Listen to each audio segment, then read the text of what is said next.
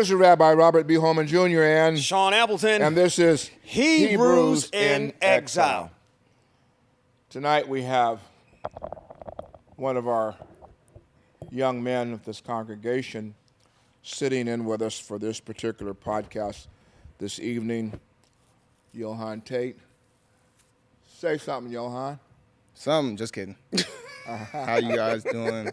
Glad to be on the opposite side of productions.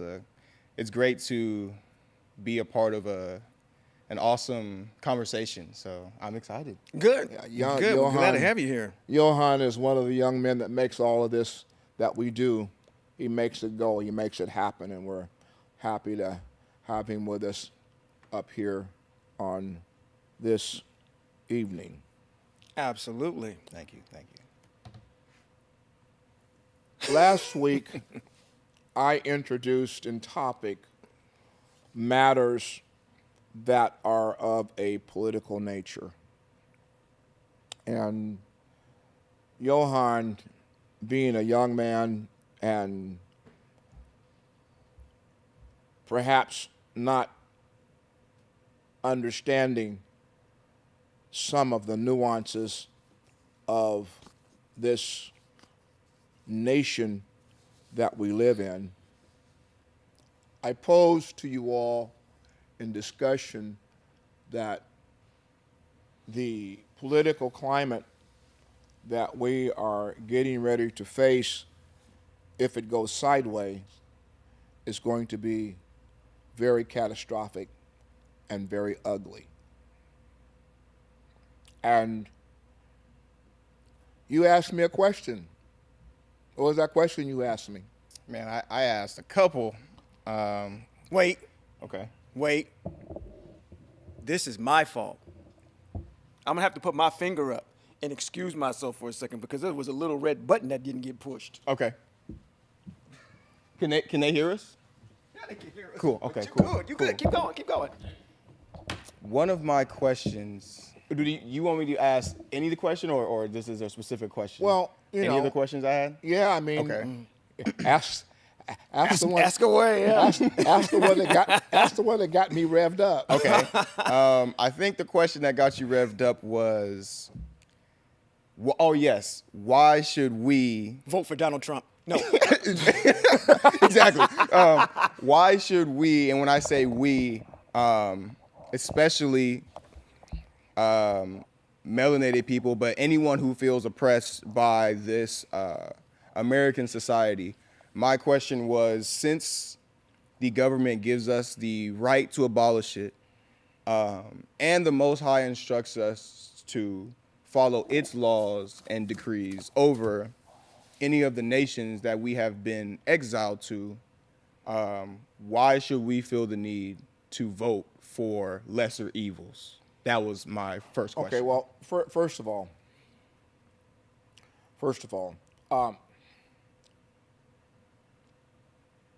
as long as we are living in exile and we have the inalienable right of the freedom to worship as we desire and as we choose to, that right is an inalienable right under a democracy. If that democracy is threatened, then there is the grand possibility that that right could go away to right-wing religious orders and groups. That's one. Mm-hmm. The laws that have been passed by this nation that we live in does not infringe on our right to follow the dictates and the orders of the Most High. Is it possible that that could go away? Absolutely. If there's no democracy, then we're being ruled by an autocracy or whatever you want to call it, or a pseudo dictatorship, this nation could very well fall under the same kind of rule that you have in other third world countries, where all of your rights are controlled by a evil dictator. That's my fear. So I pose to you all that the Most High has given us the right to occupy until he exiles us out of this mess. But we're a long ways from there. We're a long ways from that. We look around and we say things are bad. They were bad for our ancestors. But they haven't yet reached the peak of the degree of worse that is recorded in the book of Daniel. We're 9+ years away from that situation. Hundreds. 800-900 years away from that. The Most High, in his word, has defined for us what the redemption period is going to look like. We're not there yet. So, since we're not there yet, my posture is listening and having my ear to this political climate. And as I asked you earlier, is it better to have 4 years of corn or 4 years of famine? Which is better? Because that's what we're looking at. We're looking at which is better, which is worse. We can have 4 years of a famine where our families are affected. And while I know that the Most High is able, if he so chooses, but the Most High has also said to us, because you have abdicated my laws, my rules, my statutes, and you have followed after other powers, some of you will die. I personally don't see the necessity of there being that kind of trauma upon our people, because I have compassion for our people. So now I have to look at a political party that has more compassion than the other,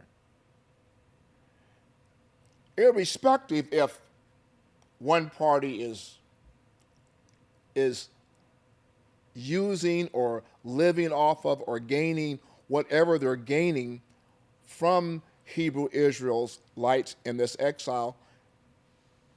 At least they're compassionate. So they have food on their table. They have a roof over their head.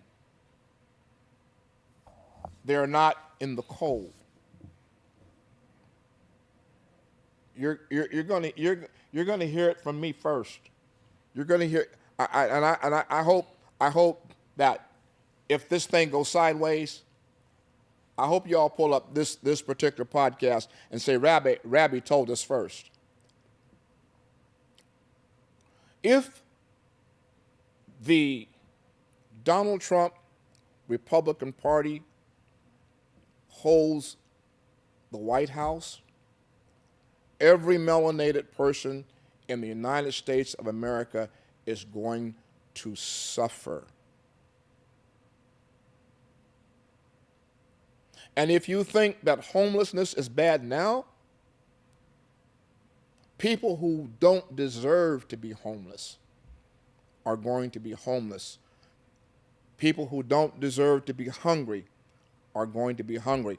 And I'm not talking about people of the nations. I'm talking about Hebrew Israel. So that's my concern.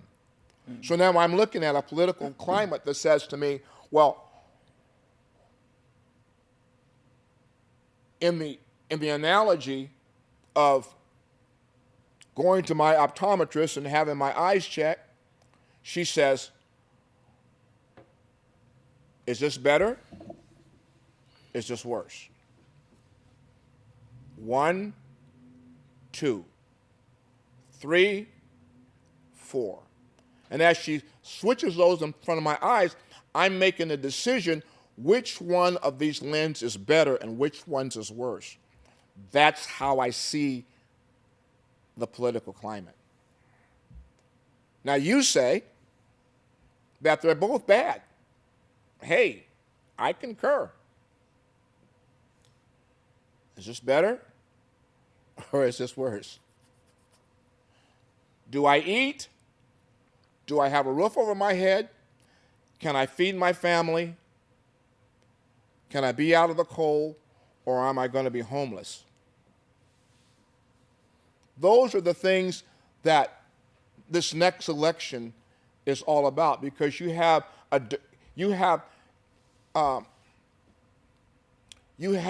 deranged individual. Now, let's get to text. We have a Saul-like individual who is busy trying to destroy a person who is righteous and has been selected by the Most High to lead Israel, and he is a fugitive of the nation of Israel. And we have an individual in Saul whom text says the Most High has given him an evil spirit. Agreed. So now we have to look and say, well, has the Most High incited this man who wants to get back in the White House and do damage with an evil spirit? I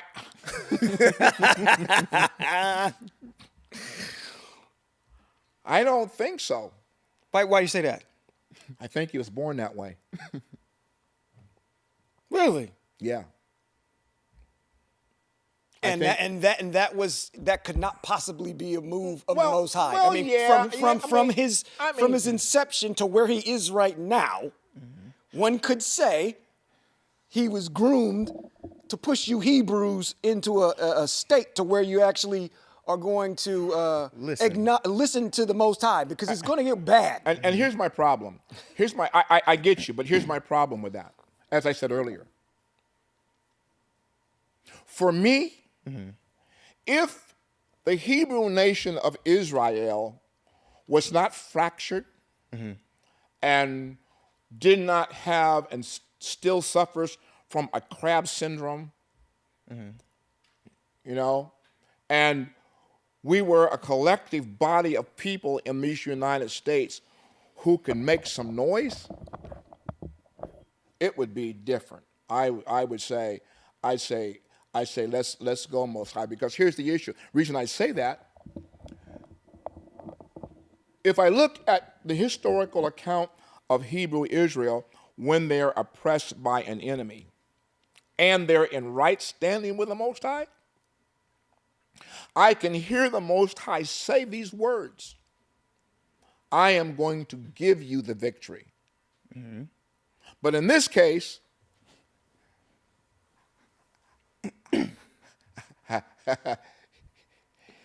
it didn't make any difference if Joshua and Caleb was righteous, and the rest of them fools was jacked up, Joshua and Caleb went into captivity with them fools. Agreed. They were right there with him. Work with him. Absolutely.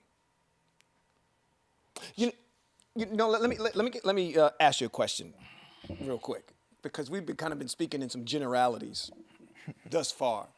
What have you been seeing or can alert us to that in specificity that's coming out of this group that gives you so much reason for pause? Oh. What is being said specifically? Oh. Like our agenda is X and X. The and agenda, X. the agenda of this evil administration is to completely erode what we know as a democratic nation. To become under the influence of a dictator, to the point that I say, I'm going to establish rule and I'm going to establish order by policy and not by Congress. And anybody who doesn't follow my orders, I'll fire them. And I have the power to fire them. That's an erosion of our democracy. You have a fundamental religious order out there that is siding with him. The fear in my mind is that with right-wing religious orders and this religious order of people who are following this wickedness, and our democracy is eroded. If your democracy is eroded, your freedoms are eroded, and your possibilities of being ruled by a government that's running its order based on their religious ideas. I mean, you've got a speaker in the House that he's a Bible-thumping, Bible-slapping individual, but he is also ingrained with the lie. I don't disagree with anything you say. My question is, as a young Hebrew, what you mentioned earlier is that there's a fear of what is to come for our families, right? Yeah. And I totally understand that. But how does someone like me, who does not want fear to enter his body, for one, how is an individual like me supposed to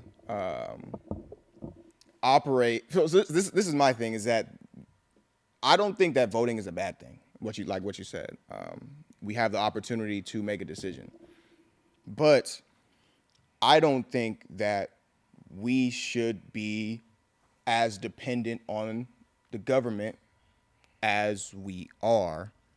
And maybe if we thought to be more self-sufficient, that these fears would not be fears, and that we could actually depend on the Most High, even through captivity.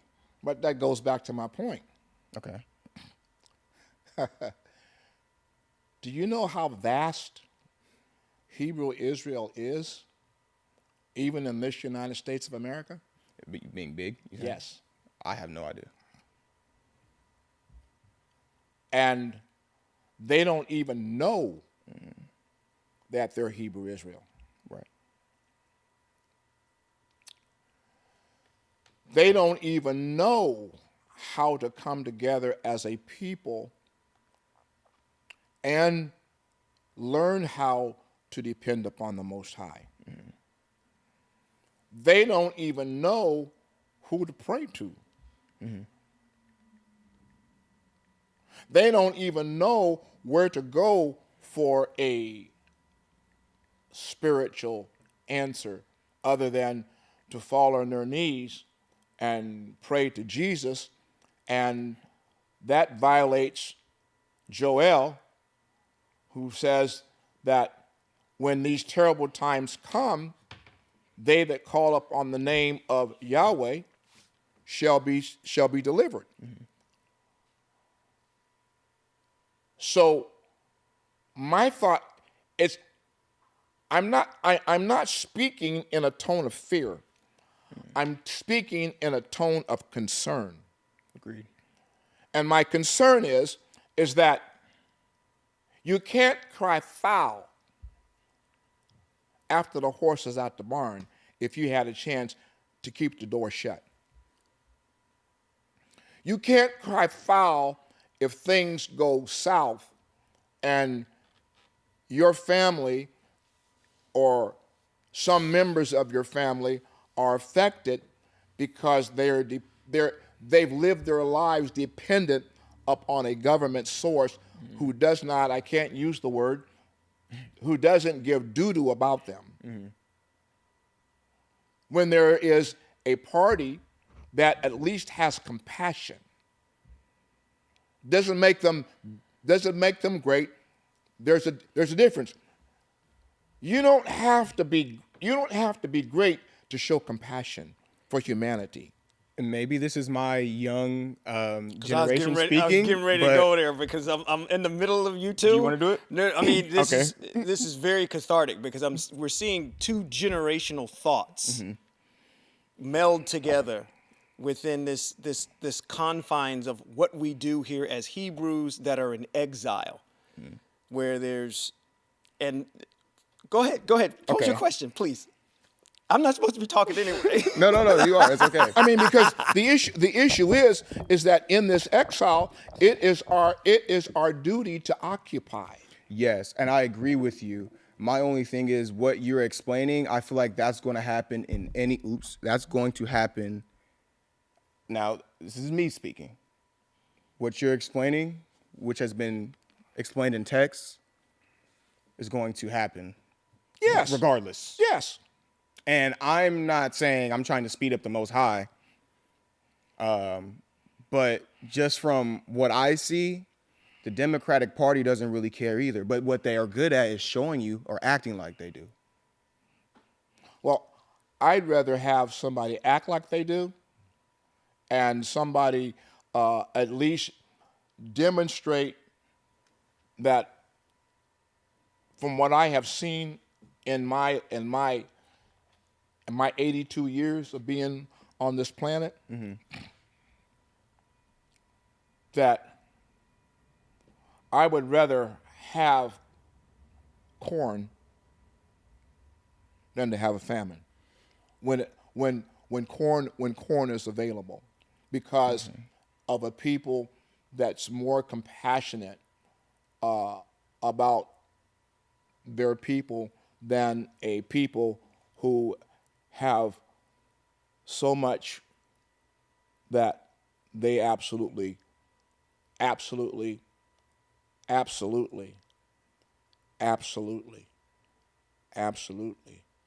don't care. Well, my thing is that They don't care. They don't care if your baby don't have no milk. I agree. They don't care. They don't care if the people that are supposed to protect this nation don't get paid. They don't care if those people that don't get paid have families back home who are dependent, who can't feed their babies and don't have a roof over their head to do. They don't care, which is different than the other side. The other side at least has that compassion, and they've shown that compassion. For me, that's my concern. Now I'm going to get back to my issue. If we were a Hebrew nation that was together in the authority of the Most High, oh, this conversation would be altogether different. Okay. We'd rally. But what about We'd rally the Most High, because we could say, Most High, we are in this exile, and we are walking according to your ways and we're walking in your authority. I would be listening for the Most High to give the order. And Shawn brought it up the other day. What if the Most High told us to do A? What do you think it would be like? If the Most High told us to do A, he would also validate that A and tell us, I'm giving you. I'm going ahead of you and I'm giving you. It's over. For me, it would be over. I'd be like Caleb. I'd be like, let's go. Hey, let's go. Let's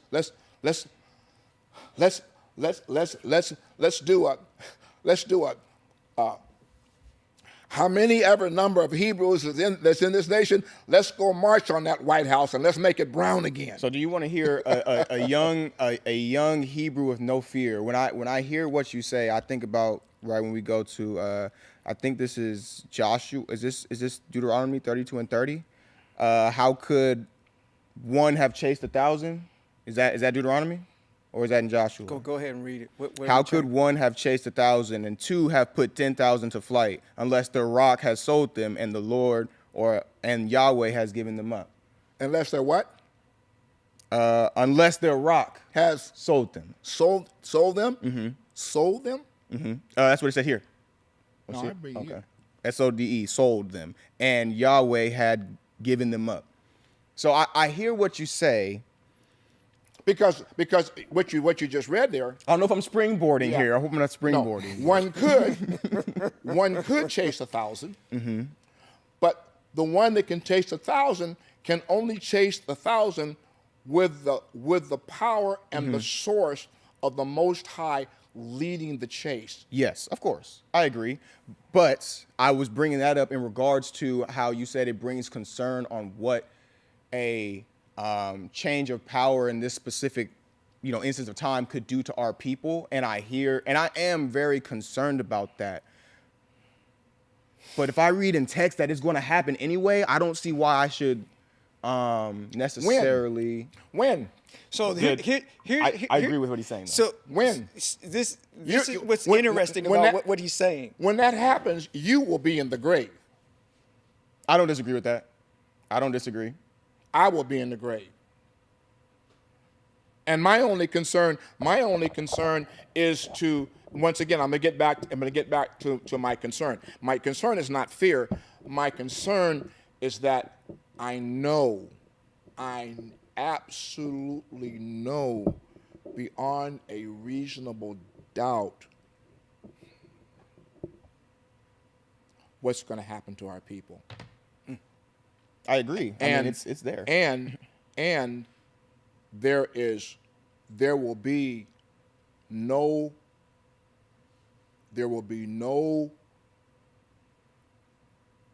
salvation for them in this climate. And it will take them years to recover. I don't want to see my people that don't need to be homeless. I don't want to see babies that don't need to go hungry. I don't care. That will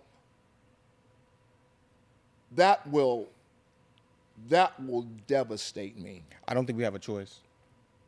Just like Shawn and I a few weeks ago, I came in here with tears, man. I says, I can't take it anymore. I agree. I just don't think we have a choice. Well, I do. I think we do. And that's my point. I think we do. Okay. See, I can see it from both sides of the coin, from what you both the gentlemen are saying. And I get back to that generational thing that I was talking about. It's because at the end of the day, these things, like you said, are going to have to happen. It's a matter of whether or not do you want to go through this with no pain, and comfort, or do you want to go through this with some discomfort? It's kind of pick and choose between the two. And I can see what he's saying, and I can see what you're saying. You're saying, well, why should I care at the end of the day? You know why? Because, listen, it's in text, It's going to happen at the end of the day. If you look at the history of our people, the only time our people wake up is when the Most High is pressing, has his full regalia on, and he's pressing us horribly. Let's go back to text when we have to go back to Mitzrayim, because Mitzrayim is the calling card for the Most High. He says, listen, I'm the one that brought you out of Mitzrayim, but what happened in Mitzrayim? We were slaves in Mitzrayim. Our ancestors were slaves. And it was because we got pressed so hard. That government that was in place was a dictatorship and a theocracy at that point. And it said, I'm going to make your life hard. And it was only because they had cried out that the Most High delivered them. But the point is that they were all on one accord when that happened. If you look at the history of our people, we get off base all the time. And what does the Most High do? No matter how hard it gets, we don't listen. So it's the issue of, okay, I guess what I'm listening to both of you pontificate about is, do we want to go through this? His point, do we want to go through this in comfort and make the turn?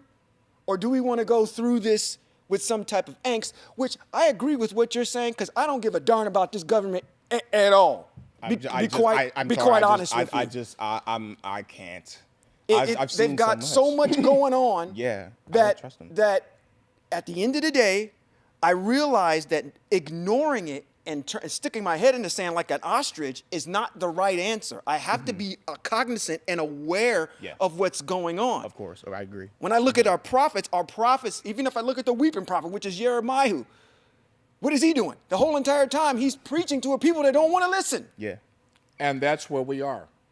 We are in the midst of preaching to a people who don't want to listen. And if I continue to listen and read through the prophets, the Most High brought grief upon Israel. Yeah. Grief upon Israel. And they still would not listen. Right. He brought turmoil upon them, and they still wouldn't listen. So if I just excuse all of this and say, okay, let's sit back and do nothing. Let's just do nothing. Now we're watching the devastation that's happening to Hebrew Israel, whereby if we'd have done something, it's bad, but it's not that bad. Well, I think too, I don't want my back and do. My take on it is, instead of sitting back and do nothing, let's be more active in our laws, rulings. But here's my question. When you say we, who's we?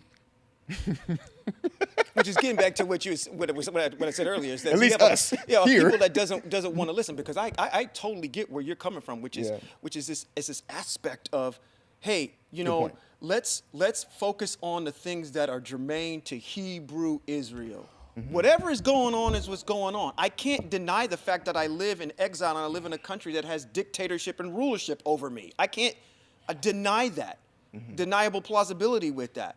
But I can, and that's why I'm saying I'm seeing the middle road between this. Not to say that you guys are arguing about anything. We're just having a discussion. I'm just saying that on the one hand, yes, let's do it in comfort. Yes. But at the same time, we still need to be preaching the lesson to people to say, hey, listen, this is not the end-all, be-all. We don't need to depend on a government for the things that we need. We depend on the Most High for everything that we need. So therefore, let's start instantiating in our minds. That's why I think 1985 introduced this thing called the World Wide Web, where knowledge was increased, where we talk about it all the time in the book of Daniel. The Most High is starting this early enough to where our descendants will be prepared. So when it comes to the time when they have to go through this, they have the mindset already that they're not dependent on a government. They're not dependent on the land that the government produces. They can produce their own food. They can do their own stuff. And when the Most High says move, there isn't this apprehension about, well, I'm stuck on the United States, or I'm stuck in the UK, and I like it here. No, we have to continue to keep preaching this, or at least teaching the next generation that you cannot be so tied to the hip in exile that you can't move. And I think that's where, I don't think we disagree. I just think that because of, for one, what you guys have taught, I mean, it's kind of hard to just sit here and be like, let's involve myself in the government, but I understand it is a mitzvah too. I mean, let me give you an example. Be in this land and occupy it and be a part of the law system. Let me go back to an example that I gave, just adding to the discord. When Moshe went and spoke to Paro, he spoke as a diplomat and an emissary for the people. So he was involved in government. They had a foreman that was there, that was instantiated to speak on the behalf of this group of people. That was the representative. So Hebrew Israel being absent from the government is not something that, at least we can say through text. We have examples, and a great example, because the Most High always uses Mitzrayim to say, listen, if we go through what you guys went through over there, you had a representative, and I sent my master representative to tell that dude, Paro, what was getting ready to happen. Okay. Good point. So in using those types of things, we've always been involved in government. When the three Hebrew boys, which is not Shadrach, Meshach, and Abednego, I forget their names, whatever their names were. Forgive me for not having it in front of me.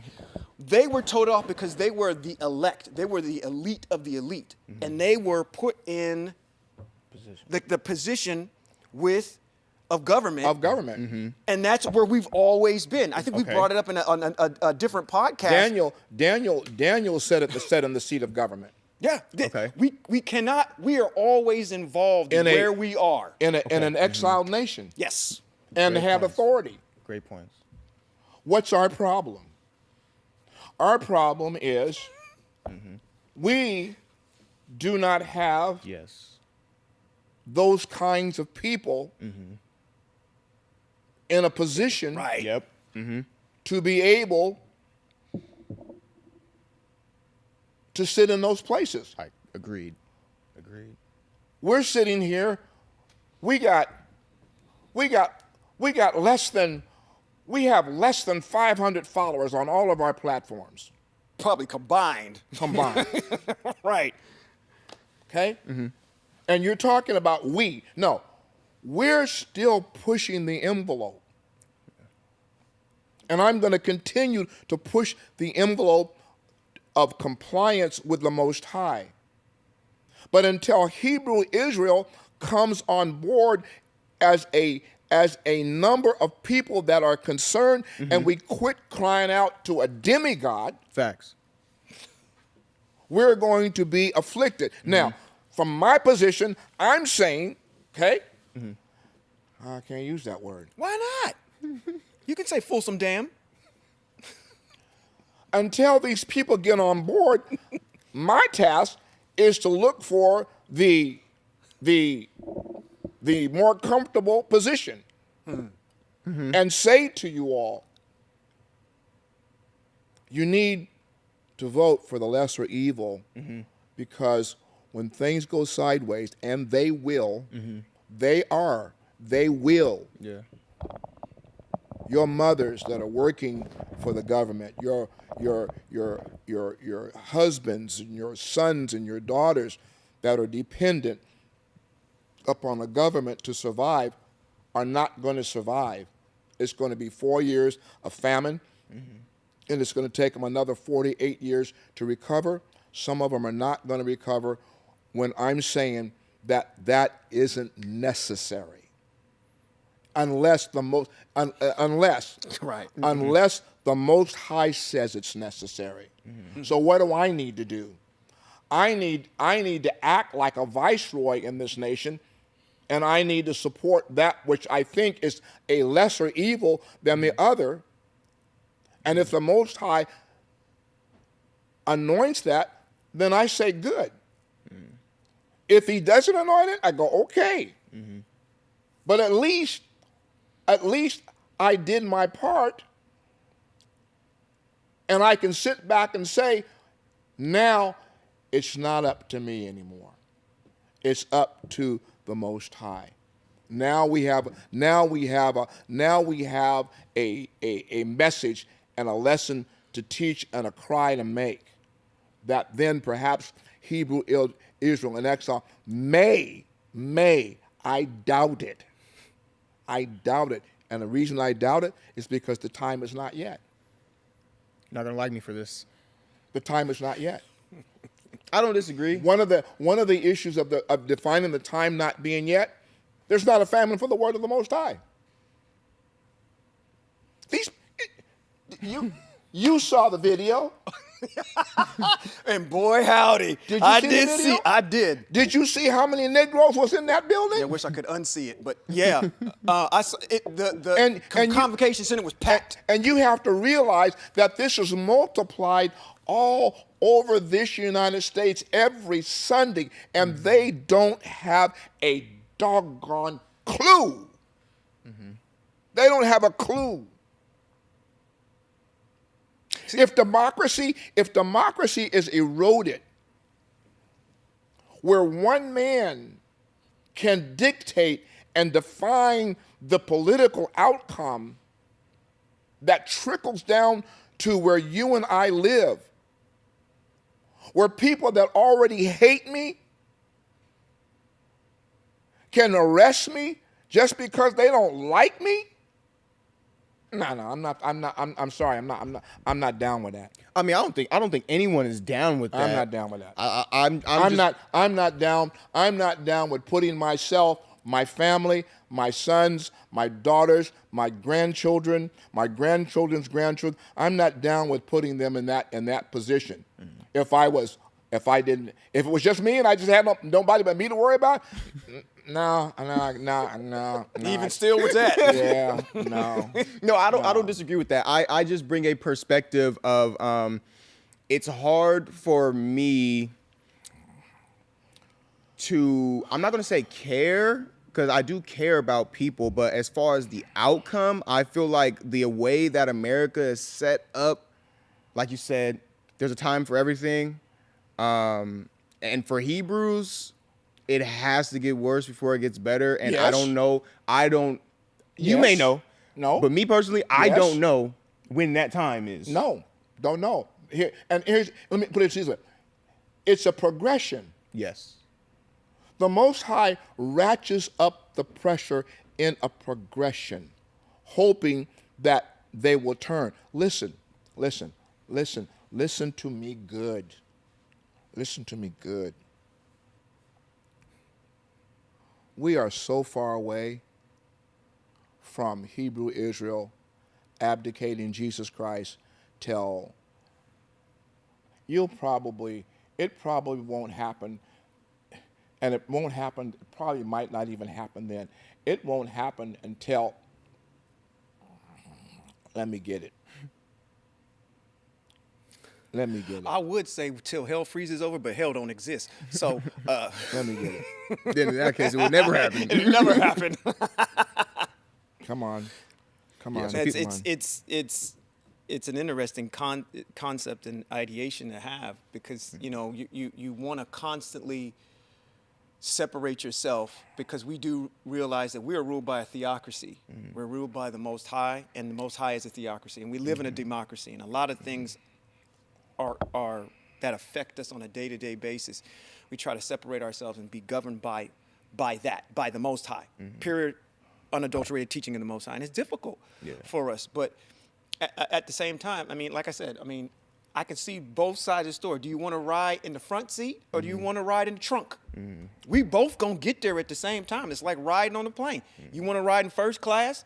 You have an opportunity. If I opened up the doors and I said, you know what, if at the end of the day, you had an opportunity to pick whatever seat that you wanted on the flight. Do you want to sit in the cockpit? You want to sit in first class, or do you want to sit underneath the plane with the luggage? I definitely want to sit first class. And for those watching, I am not telling anybody to not vote. Okay, that is not. No. Yeah, and we're just not. in case if you guys have any of those thoughts, I am not saying do not vote. I am simply explaining a younger generation's thoughts and opinions based on text and what I have seen as why I feel that people don't vote for certain reasons, and maybe you guys can relate to that. One of the reasons why I don't vote is some of the reasons I explained earlier, but I do think that if you live here, you should vote based off of this conversation, okay? Because of what was explained here. Yeah. Lamont, I see you out there, son, and I wholeheartedly agree with the text that you've put up in Proverbs chapter 9, verse 9, about a wise man and being wiser and teaching just. I had it up here a minute ago, but now I'm over here in Daniel. I'll come back to it. Where do you have it? What did he say? Proverbs 9 and 9. Let's just go there for a minute, and then I'll come back to Daniel. What is okay. Proverbs 9 and 9. Where's my Proverbs? Here it is right here. Hey, okay, so here's a pop quiz. Proverbs. Who wrote most of the Proverbs? That's Shlomo. an easy one. Shlomo. Shlomo. And Shlomo is Solomon's Solomon. son. Shlomo is David's son. Okay. And David is famous for writing most of the Proverbs. Psalms. Yes. But let's go back to Lamont. Let's go back to verse 8. If you reprove a scoffer, he will hate you. There you have it. I place the Republican Party in the context of scoffers. Give to a wise man, and he grows still wiser. Teach a righteous man, and he will learn still more. The fear of Yahweh is the beginning of wisdom, and knowledge of the holy ones is understanding. For with me your days will be increased, and years will be added to your life. If you are wise, your wisdom helps you. But if you scoff, you bear the consequences alone. So in the context of all that I've been saying tonight, we're not dealing with wise people. How come I smell cigarette smoke? Some burning, huh? Yeah. How come we're not dealing with wise people here on either side of the aisle? But we're dealing with more of a scoffer on one side than we are the other side. Now, let me go back to Daniel chapter 12.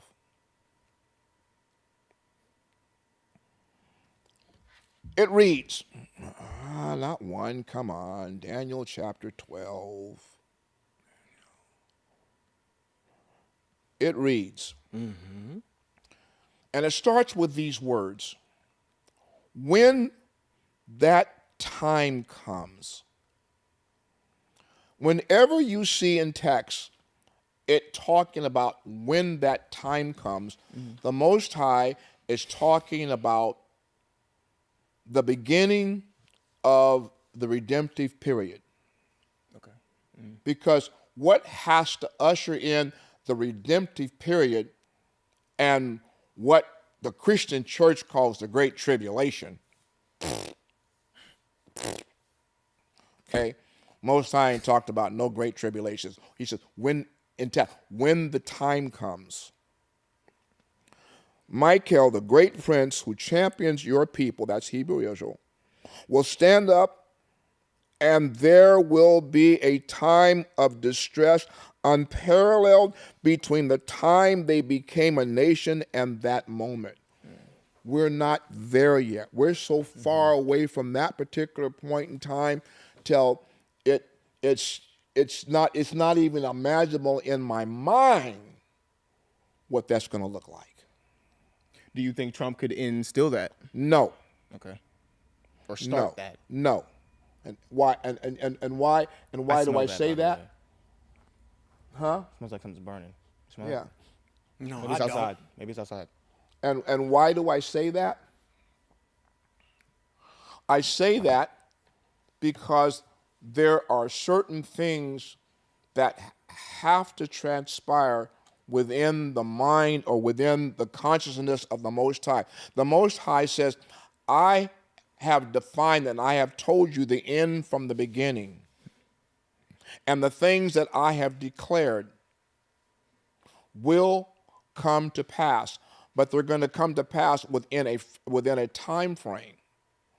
Every dispensation of time has a time frame of somewhere between 1,000 and 2,000 years. We are just in the beginning of this final 1,000-year time that is germane to this 6th day that we're living in that's called grace. We're in the final stages of 1,000 years that have to do with that.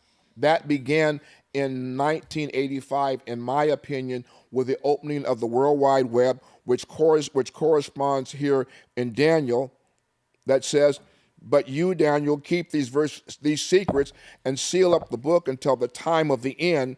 Many will rush here and there as knowledge increases. Well, knowledge didn't increase until 1985 in the world. Okay? So now we go back up here and we go back to the prophecy. He says, when that time comes, there will be a time of distress unparalleled. Our ancestors who came to this country via the transatlantic slave trade could have read the same text and said that it was now. Because for them, that was an unparalleled time. Mm-hmm. It couldn't have gotten any worse. It couldn't have gotten any worse for Hebrew Israel as it was then. Mm-hmm. It couldn't have gotten any worse for Hebrew Israel when our ancestors in this nation were being hung.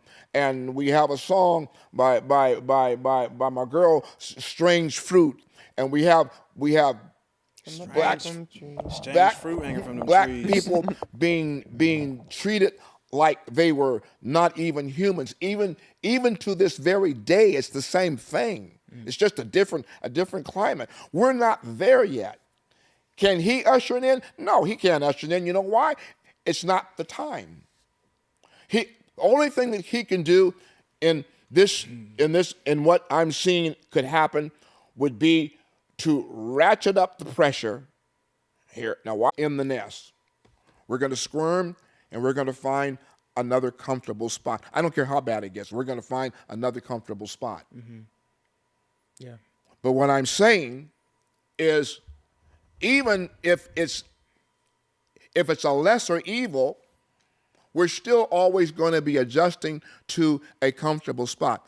The only thing I don't want to see as a senior individual, I don't want to see my people in a state of helplessness that they don't need to be in if it's not the Most High's will. I agree. That's all I'm saying. I agree. And for me, on my part, I want to side on the part to say, at least I did my part to help that not to happen. And if it was the Most High's will that Agent Orange should get back into the chair and rain havoc on this nation and on our people, then I say, okay, so be it. I agree with you. So be it. I just, like, when I read text and I see that, the Most High even tells us that he has put these nations over us because of our rebellion. Yes. Mm-hmm. And then when I look at, this is one of the things we brought up earlier, one of the amendments in the Constitution that says that you have the right to abolish the government. Me as a Hebrew is conflicted with that, because if I say, okay, the Most High, if you have put these people here on top of us with this law that says you have the right to abolish it, why should I have any fear of what's to come? It's not fear. Okay. I'm not fearing anything. No, I'm not saying you're Yeah, fearing, no, but no, my position is this: I'm not fearing anything. I'm more concerned. See, for me personally, I could be very selfish and say, "So be it, you Negroes, you Hebrews. We've been preaching to you and talking to you about the Most High's laws and what you do, and you've turned a deaf ear. So be it." Right. But I can't do that. Patient. See, just because I'm in the house of protection and I'm covered by the Most High, and I know that my ways please Him, okay? And I know that in text, Daniel and his young brothers, Joshua, Caleb, Jeremiah, all those people went into captivity because the whole of the mass of Hebrew Israel was stubborn, stiff-necked, and hard-headed. However, I look at that and I say, okay, they went into captivity, but they did not suffer in captivity. Okay. Daniel didn't suffer in captivity. 3 Hebrew boys didn't suffer in captivity. As a matter of fact, they proved the Most High in captivity. Wait a minute, there's another one. We're forgetting out a huge one. Huh. A huge one. Who? Come on. Come on. Huge. He's One man? huge. Not Joseph? Joseph. Yeah. Joseph is one of those folks that went into captivity. You could technically say he went into captivity. He was sold into captivity. Yeah. And then he rose to the highest annals of government to actually run. I can stand on the point of saying, I walk with the Most High. I walk in His mitzvos. And He told me if my ways please me, He'd give me the desires of my heart. He also told me that there was no weapon formed against me that could prosper. He told me that. But that fits me. Of course, right. That don't fit them rockheads. Of course. And I'm trying to holler at you rockheads. You Negroes better get out and vote until you get on board. Facts. You know who you sound like right now? Facts. No, you sound like Farrakhan? No, you Who? don't. Who? You sound like a Hebrew, a very prominent Hebrew. It's this prominent Hebrew that I know of. He preached for 120 years. Noah. And exactly.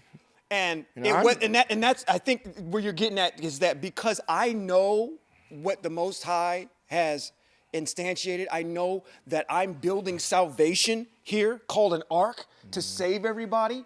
It doesn't mean that I stop talking because of the fact that they're not listening. Exactly. So therefore, I'm going to preach for 100 or teach or do whatever I need to do, get into a chat room or whatever for 120 years till these people get it. And then what? Even to the last day, he still had to have a resolve at the end that says, I'm sorry. This is the end. I can't help you. I can't help you. But see, here's another point that I actually wanted to springboard off of, based off of what you guys are talking about, was, and it's more leaning towards the lines of where you're going with your statements, which is, I'm deeply concerned about the fact that when these things do happen, that our people will, especially what you're talking about, if this group gets in power, whatever group gets in power, they're not going to do too much nothing. One's going to be obviously worse than the other. But our people won't know who to call on. No. They will actually be sitting out there calling on this false demigod to have them come save them. And what's really egregious about that is that we understand where our help comes from. Right. And so therefore, and we have a reasonable explanation as to why the things are happening, that it's prophetic as to why it's happening, and what answers you can look for things to come. This Christ individual offers nothing. And they're going to continue to exude this cognitive dissonance for insanity. My Lord and Jesus Christ. Oh, come on. So that's the concern, is that we're going to get to a point where if we do nothing or we do something, they're still going to be calling on this idol to get them out of a situation that we put ourselves in, and they won't have a clue how to get out of it. And they'll be blaming, they'll be looking around. Well, maybe if we pray a little harder, maybe if we have another prayer vigil, maybe if we come down here, read our text more, or maybe if we do whatever. We fly our flags higher or do whatever we need to do or just scream louder. Right. It's not going to do anything unless people start acquiescing to what's in the text. And that's where my biggest grievance is coming from, is to say, when these things start happening now, how are our people going to react? And they're going to do what they're always going to do, which is a knee-jerk reaction, which is to depend on the God of this nation. The only salvation for Hebrew Israel when they do wake up is to adhere to Torah for Hebrews in exile. And that's the answer. Your salvation resides in Torah for Hebrews in exile. And understanding how the Most High works, what his desires are, and realize that your only hope for salvation, and when I talk about salvation, I'm talking about deliverance from the oppressors. The Most High speaks. Matter of fact, I'm teaching through the redemptive books of the book of Yeshayahu, Isaiah. And the Most High has spoken very clearly what he is going to do to the nations that have oppressed Hebrew Israel in exile. And I know what the end is going to be. See, if I didn't have a clue what the end was going to be, then I'd be scared. Yeah. But I know what the end is going to be. I know how the end is going to come about. I just know it's not now. Yeah. And the sad part about that is that when their definition of what the end is going to be is totally different. Totally different. Because what they're going to be looking for is some dude to come out of the sky to come save them from something, and that's not going to even happen. That's not going to happen. That's the reason we get back to text, and Most High says, when that time comes. Anytime he starts talking about redemption, he says, when that time comes. What time? Well, when the time that I get ready to redeem you, this is going to happen. He gives us specific signs of what to look for. It's not nothing foreign. He gives us specific things to look for of what's going to happen when that time comes. And I'm just saying to you, until that time comes, I need to occupy whether the cushion is soft or whether the cushion is hard. I need to occupy, and as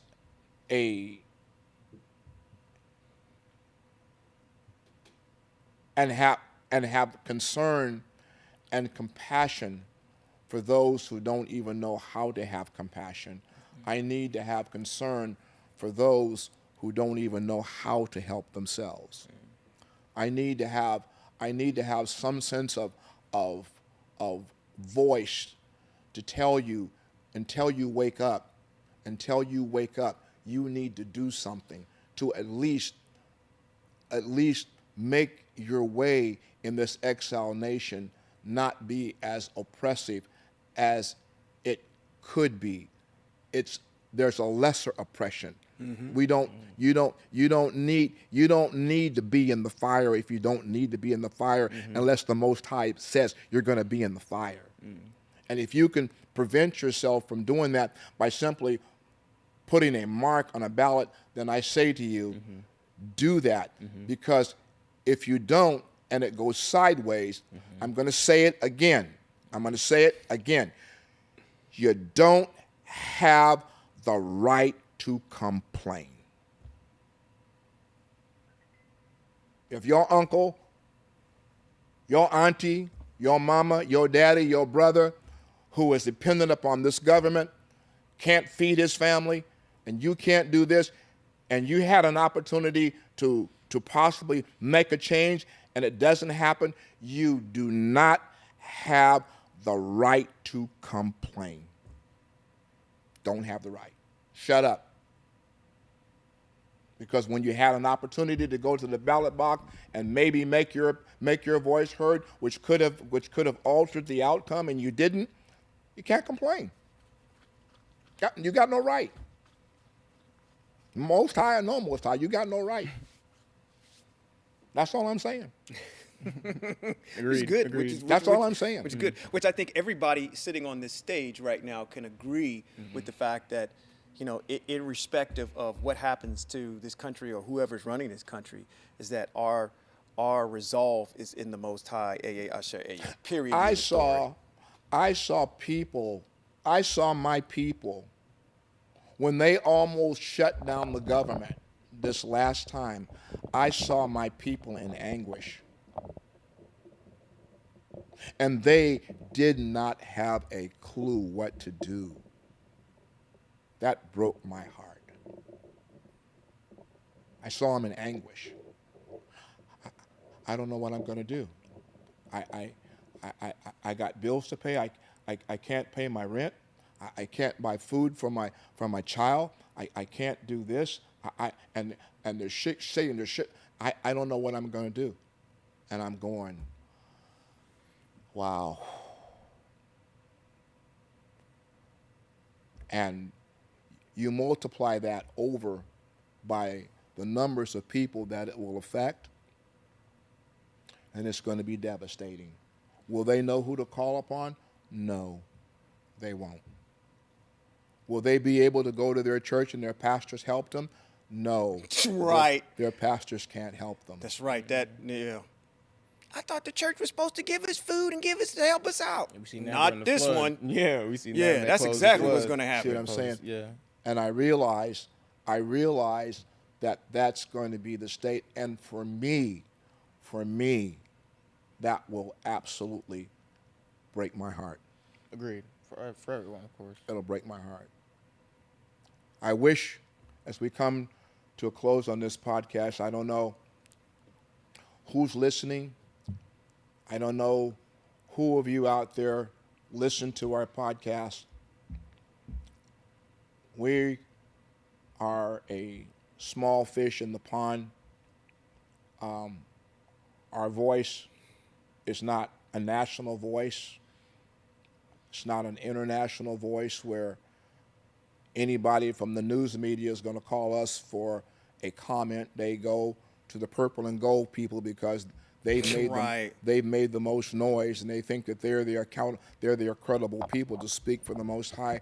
They're not. They're not. Yeah. But that's okay. You know, maybe the Most High is doing something for us. Mm-hmm. Maybe he's hiding us for a specific period of time or a time in which that we can be more relevant. I don't know. This I do know. I know that every time we sit before these mics, whether it's on podcast or whether it's on Sabbath, I know that we speak the truth of the Most High without any inhibition and without no fear. Facts. And we tell the people what thus says the Most High. We speak out of the voice of a prophet. I know that. Mm-hmm. So